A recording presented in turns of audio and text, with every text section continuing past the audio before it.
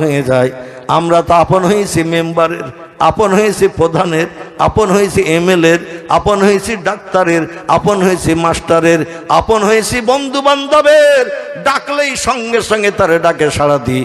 কিন্তু মুয়াজ্জিন প্রতিদিন মাইকের মাধ্যম দিয়ে মসজিদে আওয়াজ ধ্বনি দিচ্ছে, হাইয়া আলাস সালাহ, হাইয়া আলাল ফালাহ, নামাজের জন্য ধাবিত হও। ওই নামাজের ভিতরে তোমাদের কল্যাণ নিহিত আছে।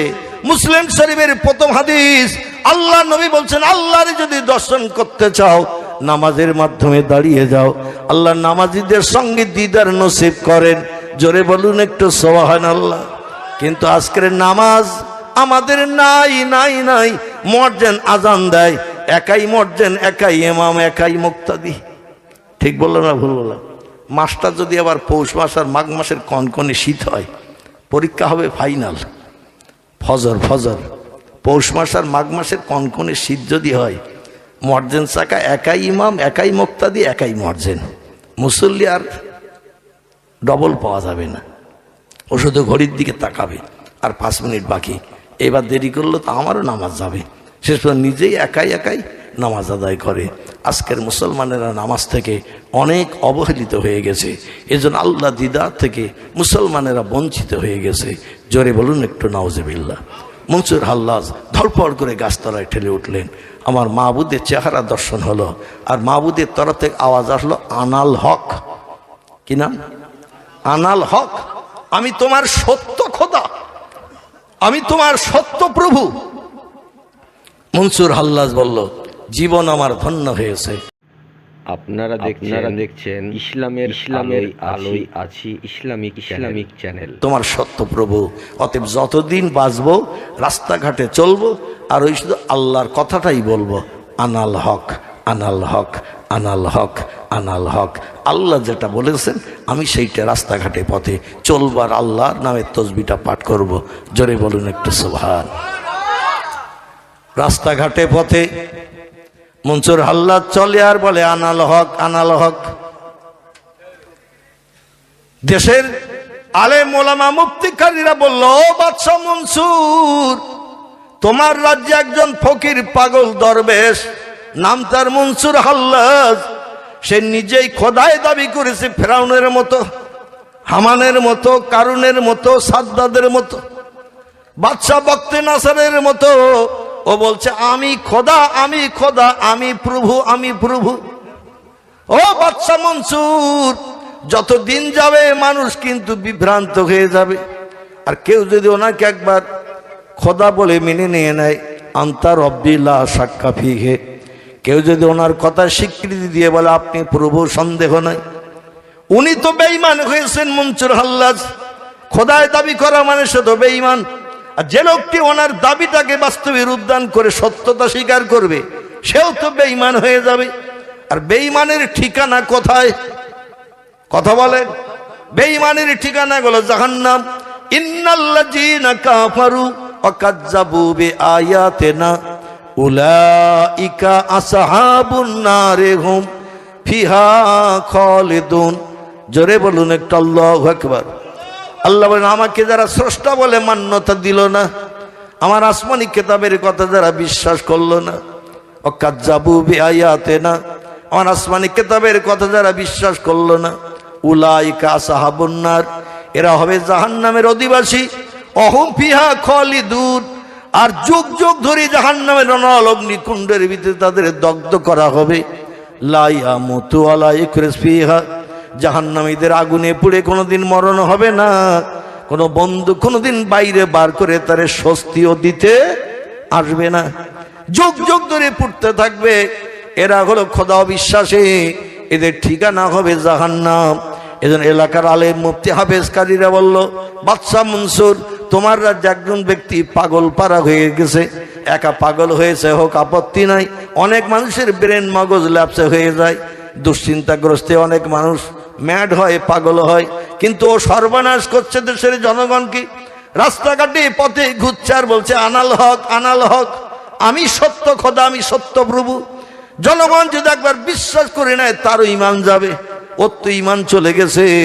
এজন্য তাকে ডেকে একটু বুঝান, রাস্তাঘাটে পথে মানুষকে যেন বিভ্রান্ত না করে। বাদশা মনসুর রাজদরবার থেকে সভাসদ বর্গ মন্ত্রীদের বললেন, কোথায় মনসুর হাল্লাজ? রাস্তায় ঘুরে আর আমি খোদা বলে বলে আওয়াজ তোলে, একটু খোঁজ নাও। জনগণ খোঁজ নিতে নিতে মনসুর হাল্লাজের খোঁজ পেয়ে গেল। কাছের কাছে যেয়ে দেখলো কথাটা সত্য। আলেম মুফতিকারীরা যা বলেছে ঘটনা তাই। উনি সবসময় জবজাকের করছেন, আনাল হক আনাল হক আনাল হক, আমি খোদা, আমি প্রভু, আমি প্রভু। দেশের মন্ত্রী মহোদয় সভাসদ বর্গেরা তারা পাকড়াও করে নিয়ে বাদশা মনসুরের রাজদরবারে আনলো। বাদশা মনসুর ডেকে বলছেন, ও ফকির, তুমি ওই কথাটা ছাড়া আর কিছু কি বলতে পারো না? ও কথাটা আল্লাহর সঙ্গে সম্পর্কচ্যুত হওয়া কথা, জনগণ মেনে নিলেও তাদের ভবিষ্যৎ বড় বিপদ। এজন্য তুমি ওই কথা রাস্তাঘাটে পথে বলতে পারবে না। বললে কিন্তু তোমাকে উপযুক্ত শাস্তি শিক্ষা দেয়া হবে, জনগণকে বেঈমান করবে, বিভ্রান্ত করবে। আমি বাদশা মনসুর চাই না। মনসুর হাল্লাজ বলল, যতদিন বাঁচব আমি ওই কথা ছাড়া আর দ্বিতীয় কথা জানি না। জোরে বলুন সুবহান। যতদিন বাঁচব ওই কথা ছাড়া আমি আর দ্বিতীয় কথা জানি না। বাদশা বলল, তাহলে কথা বন্ধ করবে না? বলে, ওটা আমার পক্ষে বন্ধ করা অসম্ভব। যতদিন বাঁচবো ততদিন ওই কথা বলবো, কারণ আমার আল্লাহর কথা বলতে আমার অন্তরটা বড় চায়। মাহবুদের সৃষ্টি আমি, আর মাহবুদের কণ্ঠের আওয়াজ বলবো না তো কি বলবো? বাদশা মনসুর বলল, শোনো, যদি তুমি ওই কথা বন্ধ না করো তাহলে আমার জল্লাদ দিয়ে তোমার প্রাণ নাশ করে দিয়ে দেব। মনসুর হাল্লাজ বলল, তাতে আমার কোনো আসে যায় না। আল্লাহ দুনিয়ায় যতদিন বাঁচবো আল্লাহর কথা বলবো। জোরে বলুন একটু সুবহানাল্লাহ। বাদশা মনসুর ঘোষণা দিয়ে দিল, অমুক দিন আমাদের দেশের খোদাদ্রোহী পাগল, তার প্রাণ নাশ করা হবে। আলেম মুফতি হাফেজকারীরা ফতোয়া দিয়ে দিয়েছে, আলেম মুফতি হাফেজকারীরা ফতোয়া দিয়ে দিয়েছে এইরকম খোদাদ্রোহীকে দুনিয়া থেকে বিদায় করা ভালো। অন্যতে যত দিন যাবে দেশের জনগণ বিভ্রান্ত হবে। দিনের দিন এসে গেল। বাদশা মনসুর হাজার হাজার লোকজন রাজদরবারে হাজির। আজকের একজন অপরাধীর প্রাণ নাশ হবে, শিরচ্ছেদ হবে, দেখতে এসেছে। মনসুর হাল্লাজকে কারাগার থেকে বাইরে বার করা হলো। বাইরে বার করে বলা হলো, জনগণের সামনে তরবারি দিয়ে শিরচ্ছেদ করে দাও। জল্লাদ তার প্রাণ নাশের জন্য লম্বা শানিত তরবারি নিয়ে এসেছে। এক কোপে ধর আলাদা, মুন্ড আলাদা। আবু জেহেল বলে, ও মুহাম্মদ, তুমি বড় জাদুঘর, মানব না কো খোদার হাবিব, পড়ব না কলেমা তোমার। রাসূলুল্লাহ কি সবাই চিনিল, কেবল আবু জেহেল চিনল না। তিনি হলেন খোদার হাবিব, তাজেদারে মদিনা। আল্লাহুম্মা সাল্লি আলা মাওলানা মুহাম্মদ ওয়া আলা আলি সাইয়্যিদিনা মাওলানা মুহাম্মদ। আমার ভাইয়েরা, জল্লাদ মনসুর হাল্লাজকে নিয়ে শানিত তরবারি নিয়ে প্রকাশ্য লোকালয়ের সামনে তার প্রাণনাশ করবেন। দিনের দিন বেলাতি প্রহরের পর হাজারে হাজার মানুষ সব হাজির। আজকের আসামির মৃত্যুদণ্ড দেখবেন। জল্লাদ ডেকে বলল, ও পাগল মনসুর হাল্লাজ, এখন যদি একটা বার স্বীকারোক্তি দাও তুমি আল্লাহ বলে আর মানুষের কাছে বিভ্রান্তমূলক কথা বলবে না, আমি আল্লাহ আমি প্রভু এই কথা আর বলবে না, এখনো তোমার জীবন রক্ষা হবে। কারণ তরবারি আমার হাতে, শির তোমার কাঁধে, তোমার ঘাড়ে, এখনই তরবার আঘাত করলে তুমি দ্বিখণ্ডিত হয়ে যাবে। এখনো যদি স্বীকারোক্তি দাও, যা বলছো বলছো আর বলবে না, প্রাণ ভিক্ষা পেয়ে যাবে। মনসুর হাল্লাজ বলল, যতদিন হায়াতে বেঁচে আছি ওই ভাষা ছাড়া দ্বিতীয় ভাষা আমি আর জানি না। বাদশাহ মনসুর ডেকে বলল, বেয়াদবের প্রাণ নাশ করো, আর দেরি করো না, সমাজের মানুষকে আর বিভ্রান্ত হতে দিও না। জল্লাদ তরবারি নিয়ে এক কোপ মেরে দিয়ে দিলেন। এত জোরে তরবারি আঘাত মেরেছে, 8 থেকে 10 হাত দূরে মাথাটা যে ছিটকে পড়েছে, ধরটা এক জায়গায় কল্লা দ্বিখণ্ডিত হয়ে আষাঢ় খেয়ে পড়েছে, দেহটা পড়েছে আষাঢ় খেয়ে, মাথাটা দূরে 8-10 হাত দূরে ছিটকে যেয়ে পড়েছে। মানুষ বলল, এবার বেঈমান দুনিয়া থেকে দূর হয়ে গেছে, আর মানুষকে বিভ্রান্ত করতে পারবে না। আমি আল্লাহ আর বাদশাহ মনসুরের জামানায় কেউ বলতে পারবে না সাদ্দাদের মতো, কারুনের মতো, হামানের মতো, ফেরাউনের মতো খোদাদ্রোহী পৃথিবী থেকে বিদায় হয়ে গেছে। কিন্তু ঘটনা ঘটলো কি, মাথা দিয়ে রক্ত বার হচ্ছে, গলা থেকে রক্ত বেরিয়ে জমিন ভিজে যাচ্ছে, প্রতিটি রক্ত ফোটার ভিতর থেকে আওয়াজ চালু হয়ে গেছে, লা ইলাহা ইল্লাল্লাহু মুহাম্মাদুর রাসূলুল্লাহ। জোরে বলুন একটু সুবহানাল্লাহ।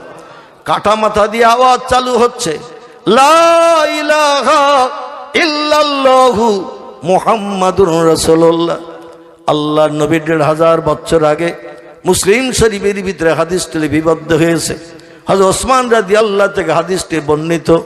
নবী বলছেন, মান ক্বালা আখিরু কালাম লা ইলাহা ইল্লাল্লাহু দাখালাল জান্নাহ।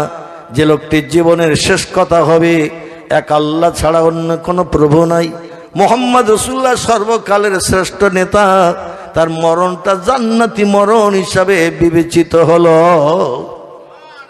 যার মরণের শেষ কথা হবে কলেমা শরীফ, মান মাতা মিন উম্মতি ওয়া হুয়া ইয়ালামু লা ইলাহা ইল্লাল্লাহু মুহাম্মাদুর রাসূলুল্লাহ। আল্লাহর নবী জানিয়েছেন, তিরমিজি শরীফের হাদিস, যে লোকটির জীবনের শেষ কথা হবে লা ইলাহা ইল্লাল্লাহু মুহাম্মাদুর রাসূলুল্লাহ, তার মরণটা জান্নাতি মরণ হিসাবে বিবেচিত হবে, তার ঠিকানা হবে জান্নাত। মনসুর হাল্লাজের প্রাণ নাশের পরে রক্ত ফোটার ভিতর থেকে কলেমা জারি হয়, কাটা মাথার জবান দিয়ে ঠোঁটের ভিতর দিয়ে কলেমার জবান চালু হয়। জোরে বলুন একটু সুবহানাল্লাহ। আলেম মুফতি হাফেজ কারীরা বিভ্রান্ত হয়ে গেল। আমরা মনে মনে ধারণা করলাম লোকটা বোধহয় বেঈমান হয়ে গেছে, কিন্তু ওই লোকটা তো বেঈমান হিসাবে বিবেচিত নয়, যার মরণের পরও কলেমা জারি হয় জবানে। রক্ত ফোটা থেকে যার জবানে কলেমা বার হয়, সে তো বেঈমান হয় না। কি ভুল সিদ্ধান্ত আমরা দিলাম বাদশাহ মনসুরকে। আমাদের ফতোয়া নিয়ে বাদশাহ মনসুর তার প্রাণ নাশ করে দিয়েছে। হাসরের মাঠে আমরা তো আসামির কাঠগড়ায় দাঁড়িয়ে যাব। একজন ইমানদার ব্যক্তির প্রাণ নাশ মানে তারা হলো কাফের। জোরে বলুন একটু নাউজুবিল্লাহ। কোনো মানুষের প্রাণ নাশ করলে শরীয়তের ফতোয়ার কেতাবে যে লোকটি কাফির হিসাবে বিবেচিত হয়। এজন্য আমরা তো কাফির হিসাবে যদি বিবেচিত হয়ে যাই, আল্লাহর কাছে তো জাহান্নামী সাব্যস্ত হব। কি ফতোয়া আমরা দিলাম। আমার ভাইরা, মনসুর হাল্লাজের লাশকে কবরে দাফন করা হলো। দাফন করে কাজকর্ম শেষ করে মানুষ মনে দুঃখ অনুতাপ নিয়ে আপন আপন গৃহে প্রত্যাবর্তন করলো। বাদশাহ মনসুরও দুশ্চিন্তাগ্রস্ত হলে, যে লোকটি বলল আমি আল্লাহ, আমি প্রভু, আমি খোদা, সে লোকটি মরণের পরে কলেমা পাঠ করলো, রক্ত ফোটা কলেমা পড়ছে। আমরা দেখে তো তাজ্জব হয়ে গেলাম, বিষয়টা কি, ঘটনাটা কি। রাতের বেলা আমার আল্লাহ পাক মনসুর হাল্লাজকে দিয়ে ওই সমস্ত ফতোয়াদারদের, আলেম হাফেজ মুফতিকারীদের সঙ্গে রাতের বেলা সাক্ষাৎ করিয়ে দিলেন স্বপ্ন যোগে। জোরে বলুন সুবহানাল্লাহ। মনসুর হাল্লাজকে দেখ আলেম হাফেজ মুফতিকারীরা হাউ হাউ করে কান্না শুরু করেছে। হুজুর, আমরা আপনার বাহ্যিক পরিচয় পেয়েছি, বাহ্যিক পরিচয় নিয়ে ফতোয়া দিয়েছি, কিন্তু আপনার আভ্যন্তরীণ পরিচয় আমরা পাই নাই, আর নেওয়ারও চিন্তা করি নাই। এজন্য আমাদের ফতোয়া বাদশাহ মনসুর কাজে প্রমাণ করেছেন। হুজুর, এখন আমাদের উপায় কি হবে? আলেম মুফতি হাফেজ কারীরা স্বপ্নযোগে মনসুর হাল্লাজকে স্বপ্নযোগে পেয়ে ক্রন্দনরত অবস্থায় তার কাছে ক্ষমা ভিক্ষা চাইছে। আমরা বাহ্যিক পরিচয় নিয়ে আপনার বিরুদ্ধে ফতোয়া দিস, আভ্যন্তরীণ আমরা পরিচয় নিই নাই, এজন্য আমাদের ভুল হয়ে গেছে। এখন আমাদের উপায় কি হবে? মনসুর হাল্লাজ বললেন, ওয়ালা তাহজান ওয়ালা তাখাফ ইয়া আখি, কোনো ভয় তোমাদের নাই। তোমরা শরীয়তের মাপকাঠিতে ফতোয়া দিয়েছো, কিন্তু আমার বাহ্যিক পরিচয় নিয়েছো, আভ্যন্তরীণ পরিচয়ও নয়।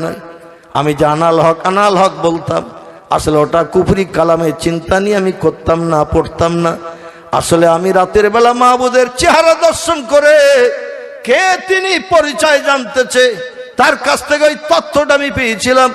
এ মনসুর, আমি হলাম তোমার সত্য খোদা আনাল হক। তাই আমি শয়ন শয্যা থেকে উঠে মনে মনে এই পরিকল্পনা নিলাম, যতদিন হায়াতে বাঁচবো আল্লাহর কথাটাই আমি বলতে থাকবো। তাই আমি রাস্তাঘাটে পথে যেথায় চলতাম ওই কথাটা আমি বলে বলে কলিজা ঠান্ডা করতাম। এতে তোমাদের কোনো অসুবিধা হবে না। জোরে বলুন একটু সুবহানাল্লাহ, জোরে বলুন একটু সুবহানাল্লাহ। নবীরা যেমন মর্যাদা পেয়েছেন পৃথিবীতে, অলিরাও তেমন মর্যাদা পেয়েছেন পৃথিবীতে।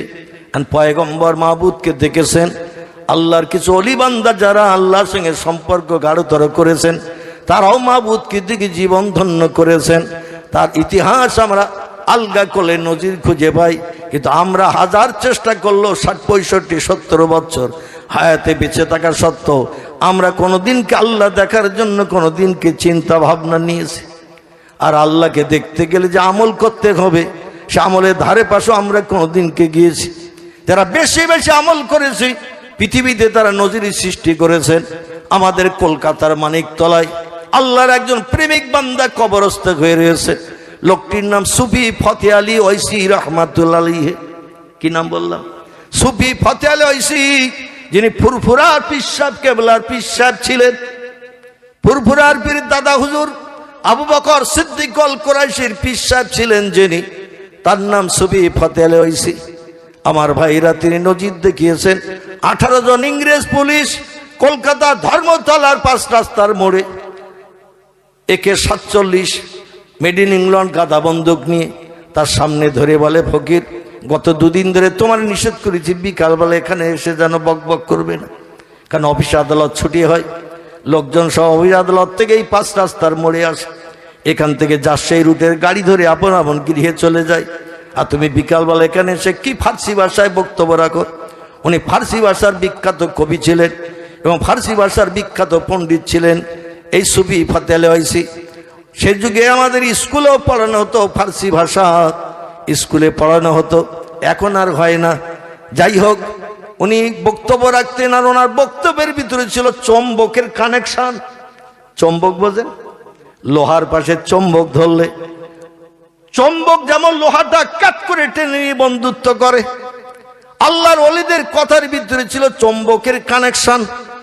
আমরা যারা বর্তমানে বক্তব্য রাখি, ওয়াজ নসিহত করি, আমাদের বক্তব্য হলো লোহায় লোহায় ঘর্ষণ। কিসে কিসে?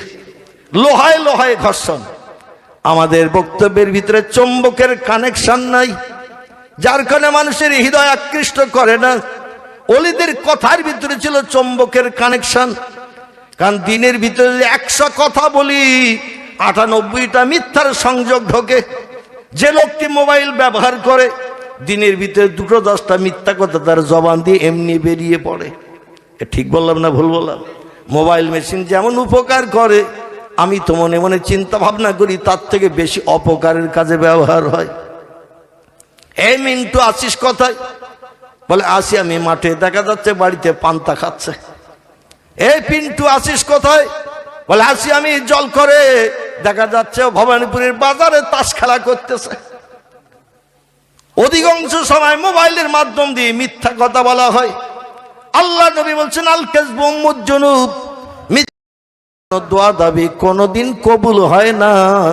জোরে বলুন একটু নাউজুবিল্লাহ। আগের যুগে মোবাইল মেশিনের ব্যবহার ছিল না, মানুষ কথাবার্তা একটু সত্য বলার চেষ্টা করত। আর এখন এই ছোট্ট মেশিন ব্যবহার করার কারণে 100-র ভিতরে 98টাই মিথ্যার সংযোগ ঢোকে। তবে ভবানীপুরের ছেলেরা ভালো, যা বলে সত্য বলে, একটাও মিথ্যার আশ্রয় নেয় না। আমাদের বসিরহাটের দিকের কথা বলছি, অধিকাংশ ব্যক্তি কথা বলে, কথার ভিতরে মিথ্যা। আমার ভাইরা,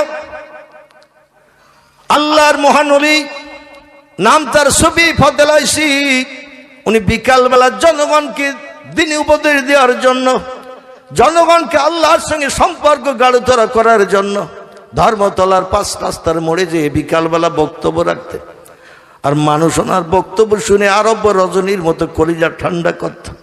আরব্য রজনী এই পুস্তক যারা পড়েছে শেষ না করে উঠতে চায় না, মানে সামনে আর কি আছে জানার জন্য অপেক্ষা করে। ওনার বক্তব্যের ভিতরে ছিল আরব্য রজনীর মতো এই রকম অজানা তথ্য। মানুষ আসতো ওনার মুখের বক্তব্য শোনার জন্য, গাড়ি এসে যাওয়ার জন্য বলে গাড়িটা যাক, পরের গাড়িটা ধরবো, এর পরের ঘটনা কি একটু শুনি। আর চৌম্বকের কানেকশন ছিল অলিদের কথার ভিতরে, এই কানেকশন না নিয়ে মানুষ যেত না। ইংরেজ পুলিশেরা দেখলো ফটুইলাম দুর্গ ইংরেজ সরকারের প্রধান কেন্দ্রভূমি, কলকাতা রাইটার্স বিল্ডিং তখনও তৈরি হয়নি। মুর্শিদাবাদ থেকে ইংরেজেরা নবাব সিরাজদৌল্লাকে পরাজয় বরণ করিয়ে মীর জাফর আলী খাঁ মীর কাসেমকে আউট করে দিয়ে কলকাতায় এসে রাজ সিংহাসন গঠন করলো। আমাদের কলকাতার ফটুইলাম দুর্গ বর্তমান যেখানে সেনা রাখা হয়, সেনা, এইখান থেকে দেশ পরিচালনা শুরু করলো ইংরেজেরা। এখান থেকে খবর দেয়া হলো এই ইংরেজ পুলিশেরা এক ফকির নাকি ধর্মতলার 5 রাস্তার মোড়ে গাড়ি জাম করে দিচ্ছে।